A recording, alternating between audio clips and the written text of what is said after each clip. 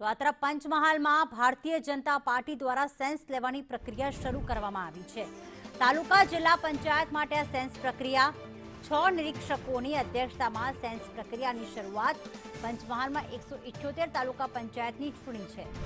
38 જેટલી જિલ્લા પંચાયત અને 2 નગરપાલિકાની ચૂંટણી યોજાશે।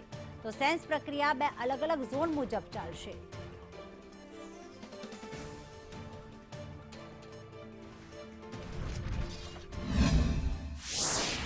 બે ઝોનની અંદર ટોટલ 9 મંડળમાં ચૂંટણી છે। 38 જિલ્લા પંચાયત, 2 નગરપાલિકા ગોધરા અને શહેરા અને 7 તાલુકા પંચાયતની અંદર સ્થાનિક સ્વરાજ્યની ચૂંટણી છે।